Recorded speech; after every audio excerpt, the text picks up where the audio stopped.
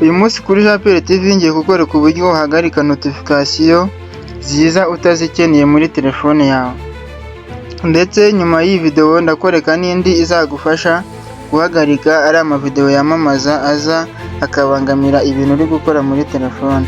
Reka duhere ku cya notification. Uraza ujya muri setting ya telefone yawe,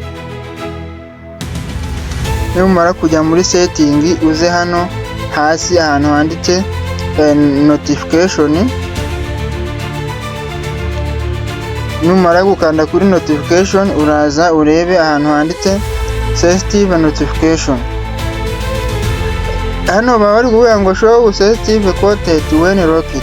Ngo hano iyo telefone yawe ifunze bakwereka cyangwa se irimo lock screen bakwereka mu notification ukaba wabasha kuyareba cyangwa se akaza ari menshi cyane, ariko iyo hafunguye urumva ni ikibazo. Y'ama notification araza akaba menshi, akaza akabangamira ibintu uri gukora, ari nabyo bituma mubishiramo vuba muri telefone yawe, rimwe na rimwe telefone igashyuha.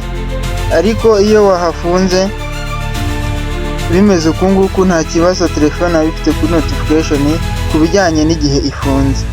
Gusa bidakuye ko notification ziza ariko haza nkeya zishoboka zitaremereye zitabangamira umuriro wa bateri iri muri telefone yawe.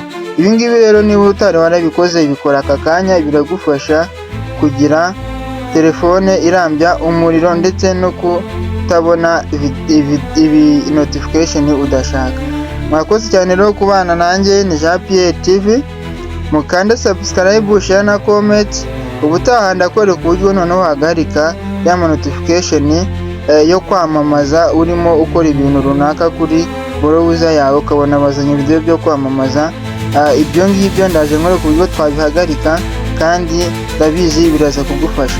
Rero niba washimye iyi video cyangwa wayikunze, nkandira like, comment, ukore na share, wibuka gukanda subscribe utarayikanda kugira ngo tubane mu muryango wa Jean Pierre TV. Ndabakunda cyane, ciao ciao, Imana ibarinde.